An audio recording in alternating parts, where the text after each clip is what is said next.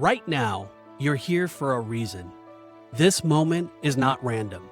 It's a part of God's divine plan for your life. He loves you deeply, and He's calling you higher into a spiritual revolution that starts within. Through your obedience, God awakens something powerful, a movement that transforms how you think, live, and lead, a movement that makes history. You weren't made to settle for average. You were made to rise. Rise beyond comfort. Rise beyond culture. Rise beyond ordinary. And when you disciple others who go on to disciple others, you become a part of a movement that changes lives. One heart, one story, one generation at a time. This is your moment. This is your mission. Welcome to Rise Beyond Ordinary. Rise beyond ordinary. Step into your calling. Stand in His strength. This is the moment. This is the sound. Disciples rising. You've got a calling, a fire inside. Fueled by the Spirit, bold and alive. So rise beyond ordinary. Hi there, this is Pete Robertson, and I welcome you. This is the first of 8 videos in the Rise Beyond Ordinary videos. By now, you've already read the chapter and you worked through the questions in your study guide. So in this session, along with your small group, we'll go deeper into the heart behind this chapter, what it means to cast clear vision as a disciple of Jesus. All right, let's jump in. Imagine setting out on a hike through rugged terrain. Beautiful, but unfamiliar. You've got no map, no direction, and no idea where the trail leads.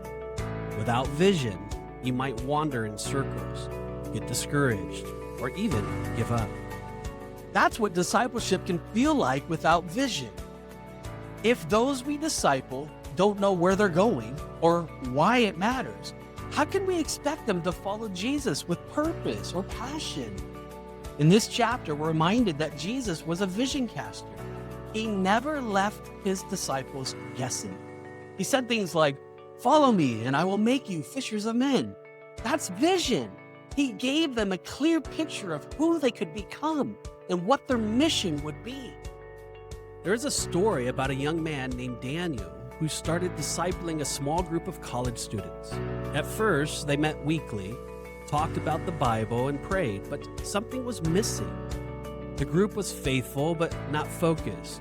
Then one night, Daniel cast vision. He said, "What if each of you poured into just one person the way that I have poured into you?" Imagine the impact. That one conversation changed everything. Over the next 2 years, that group multiplied, not because of pressure, but because they had a clear purpose. That is what this chapter is all about, giving your disciples a picture of what they are becoming and where they are headed. I shared with you in your reading a small portion of what each chapter covered in the book. After reading this chapter, you now have a firm understanding of where we are going on this journey together. So what is the ultimate end goal? That each of us grows in intimacy with Jesus, that we learn to love the world as He did and live a life that's multiplying disciples who do the same. That is the heartbeat of this movement, and it all flows from one simple truth: love.